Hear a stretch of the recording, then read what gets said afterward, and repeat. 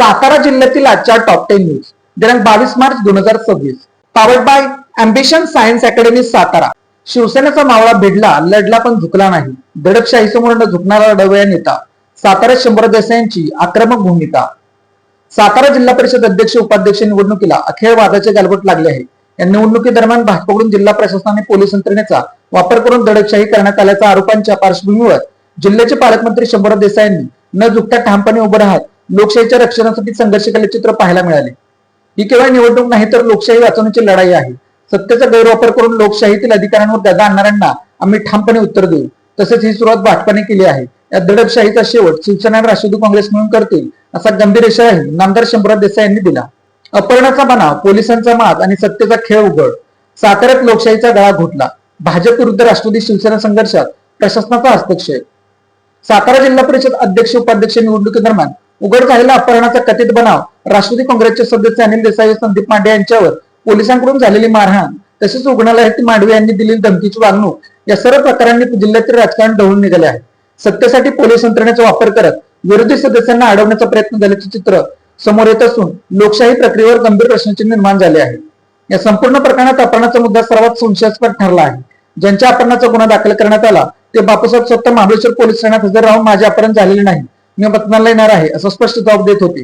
त्यांचा लेखी जबाब आणि व्हिडिओ चित्रीकरण वरिष्ठ अधिकाऱ्यांना पाठवण्यात आले होते। मात्र पोलिसांनी हा जबाब नोंदवण्यास टाळाटाळ करत वाई पोलीस ठाण्यात दिलेल्या निवेदनात नॉर्मल अर्ज ठरवले। या प्रकारामुळे अपहरणाचा गुन्हा हा केवळ राजकीय हेतून रचलेला बनाव उघडकीस येत आहे।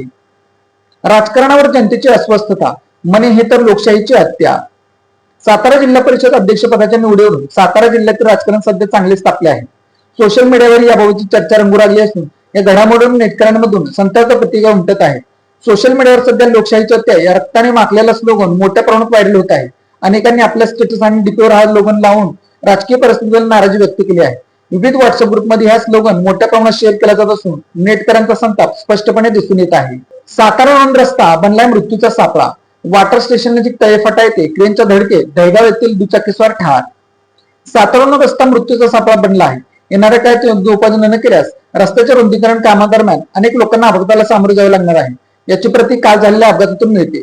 काल शनिवार दिनांक 21 मार्च रोजी वॉटर स्टेशन नजीक तळेफाटा येथे 4 वाजण्याच्या सुमारास हायड्रो क्रेनच्या धडकेत दुचाकीस्वार जागीच ठार झाल्याची घटना घडली आहे। किशोर विनायक भोसले वय 53 राहणार दहेगाव तालुका कोरेगाव असे अपघातात ठार झालेल्या दुचाकीस्वाराचे नाव आहे। सातारा रोडवरून वॉटर स्टेशनच्या दिशेने जाताना तळेफाट्याजवळ पाठीमागून आलेल्या हायड्रो क्रेन या वाहनाने जोराची धडक देऊन भोसलेंना 10 ते 15 फूट फरफटत नेले।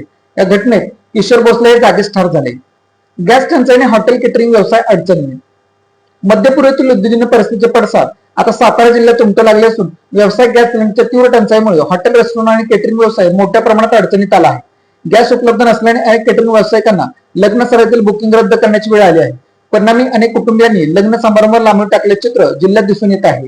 वीज बिलातील छुप्या आकारांमुळे ग्राहक त्रस्त, थकीत कनेक्शन कट करून नवे मीटर बसवण्याचा घाट, इतर शुल्कांमुळे वीज बिल दुप्पट। पूर्वीच्या महाराष्ट्र राज्य विद्युत महामंडळाचे विभाजन करून वीज वितरण व्यवस्था वेगवेगळ्या कंपन्यांना देण्यात आली। त्यातील राज्य वितरण कंपनीच्या बिल आकारणी पद्धतीबाबत ग्राहकांमध्ये मोठ्या प्रमाणात नाराजी व्यक्त होत आहे। विविध छोट्या आकारांच्या माध्यमातून ग्राहकांची मनमानी लूट असल्याचा आरोप जिल्ह्यातील अनेक वीज ग्राहकांनी केला आहे। सातारा कामगारनगर फाटा परिसर येथे 12 वर्षीय युवकाने दुचाकीने दिलेल्या धडकेत 72 वर्षीय व्यक्ती ठार। मृत्यूस कारणीभूत ठरल्याप्रकरणी पिता पुत्रांवर गुन्हा। 12 वर्षाच्या अल्पवयीन युवकाच्या दुचाकीच्या धडकेत 72 वर्षीय वृद्धाचा मृत्यू झाल्याप्रकरणी पित्यासह अल्पवयीन पुत्रावर शाहूपुरी पोलीस ठाण्यात गुन्हा दाखल झाला आहे। महेश अशोक पिसाळ वय 37 राहणार आकाशवाणी केंद्राजवळ झोपडपट्टी सातारा असे गुन्हा दाखल झालेल्या पिताचे नाव आहे। बाळासाहेब बाबराव गाडे वय 72 राहणार कोंडवे तालुका सातारा असे मृत्युमुखी झालेल्या व्यक्तीचे नाव आहे। साताऱ्यात तापमानाचा कहर, मार्च मध्येच पारा 38 अंशावर, घामघूम होण्याची वेळ, एप्रिल आणि मे महिन्यातील झळा असह्य करणार। सातारा जिल्ह्यात मार्च महिना सुरू झाल्यापासून उन्हाच्या झळा तीव्र झाल्या आहेत, त्यामुळे पारा 38 अंशावर गेला होता। पुढील एप्रिल आणि मे महिन्यात तर उन्हाच्या झळा असह्य करून सोडण्याचा अंदाज आहे। तर सध्या ढगाळ वातावरण असल्याने पारा घसरल्याने नागरिकांना थोडासा दिलासा मिळाला आहे। करंजे मसवे रोडवर असणारा विद्युत खांब धोकादायक। करंजे मसवे रोडवर असणारे विद्युत खांब वाहतुकीचा अडथळा ठरत आहे। विशेष म्हणजे डीमार्टला जाणाऱ्या सातारकर सोयीचा मार्ग असल्याने या रस्त्यावर नेहमीच वर्दळ असते। सध्या रस्त्याचे डांबरीकरण झाल्याने रस्त्यावरून धावणाऱ्या वाहनांचा वेगही अधिक असल्याने रस्त्याच्या मध्यावर असणारे विद्युत खांब वाहनधारकांसाठी धोक्याची जीवावर बेतणारे ठरत आहेत। दोळजे तालुका फलटण येथे शेतीपंप चोरट्यांचा धुमाकूळ। एकाच रात्रीत 2 सख्या भावांच्या 50,000च्या मोटारी लांबवल्या। फलटण शहर आणि तालुक्यात भोरटे चोरांचे आणि वाहन चोऱ्यांचे प्रमाण वाढले असून आता चोरट्यांनी आपला मोर्चा थेट शेतकऱ्यांच्या शेतीपंपाकडे पाण्याच्या मोटरांकडे वळवला आहे. फलटण तालुक्यातील धुळगाव येथे पुणे पंढरपूर महामार्गालगत असलेल्या शेतातील 2 वेगवेगळ्या विहिरींमधून तब्बल 50 रुपये किमतीच्या 2 शेतपंप मोटारी अज्ञात चोरट्यांनी एका रात्रीत थांबवल्याची धक्कादायक घटना उघडकीस आली आहे. Ambition science academy Satara, scientific way of success. 11-12 science, NEET, JEE, MST, CET, CBSE, HSC crash course शिकवण्याचे साताऱ्यातील योग्य ठिकाण. संपर्क 951856 8168. Made in Satara bags. Satara शहरातील महिलांनी बनवलेल्या उत्तम प्रकारच्या बॅग. संपर्क 9594 415 115. Lalit tailors, look good feel good. शाळा, कॉलेज, विविध व्यवसाय या ठिकाणी लागणारे जॅकेट बनवून मिळवण्याचे योग्य ठिकाण. पवई नाका, सातारा. अशाच बातम्यांसाठी जिल्हा सातारा या यूट्यूब चॅनेलला सबस्क्राईब करा.